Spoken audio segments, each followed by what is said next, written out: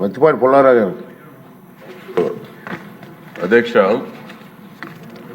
ఆయకట్టు స్థిరీకరణ మీద కూటమి ప్రభుత్వం ఆయకట్టు పెంచాలి, స్థిరీకరణ పెంచాలి అని ప్రయత్నం చేస్తూ ఉంటే అధ్యక్ష, గత ప్రభుత్వంలో ఉన్నత ఆయకట్టును కూడా పూర్తిగా వినియోగించుకునేటువంటి అవకాశం లేకుండా చేశారు అధ్యక్ష.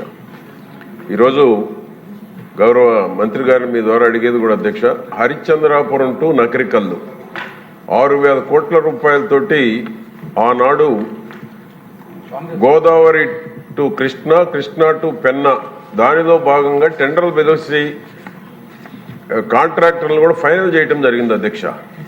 దాన్ని గత ప్రభుత్వం 5 ఏళ్లు పూర్తిగా నిర్లక్ష్యానికి గురి కాబడింది అధ్యక్ష.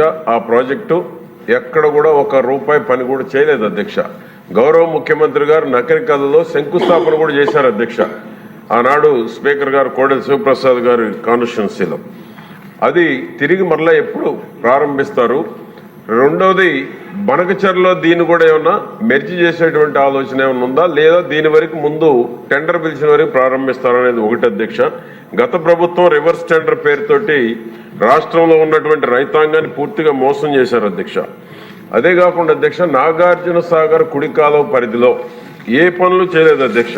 మరమ్మతులు చేయలేదు, కనీసం గ్రీజు పెట్టేటువంటి దానికి కూడా నిధులు కేటాయించకపోవటం, కాలువలన్నీ కూడా అధ్యక్ష తోటికాడతోటి, గుర్రపడెక్కతోటి, కర్ర నాచుతోటి పేరుకుపోవటం, షట్టర్లు కూడా ఎక్కడికక్కడ పాడైపోయి మరమ్మతులకు కూడా నోచుకోనటువంటి పరిస్థితి ఉంది అధ్యక్ష. కనుక ఏంటంటే దాని మీద ఇప్పుడు ఆధారపడి దాని మీద వచ్చేటువంటి వాటర్, డ్రైనేజ్ వాటర్ అధ్యక్ష, గుంటూరు జిల్లాలో లిఫ్ట్ ఇరిగేషన్ దాని మీద ఆధారపడి ఉన్నాయి అధ్యక్ష. దాదాపు 200 లిఫ్ట్ ఇరిగేషన్స్ ఉన్నాయి అధ్యక్ష. కాలువ మరమ్మతులు డబ్బులు ఇవ్వకపోవటం ఒకటైతే లిఫ్ట్ ఇరిగేషన్లో అసలు గాలికి వదిలేశారు అధ్యక్ష గత ప్రభుత్వంలో.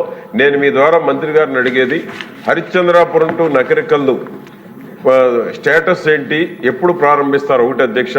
2, ఈ యొక్క లిఫ్ట్ ఇరిగేషన్లకి కనీసం 25-26 బడ్జెట్లో నిధులు కేటాయించి లిఫ్ట్ ఇరిగేషన్ల మీద ఆధారపడిన రైతాంగానికి నీరు అందేటువంటి దానికి, దాని మీద ఆధారపడి ఈ మంచినీటికి చెరువులు నింపుకునే దానికి కూడా లిఫ్ట్ ఇరిగేషన్ మీద ఆధారపడినటువంటి గ్రామాలు ఉన్నాయి అధ్యక్ష.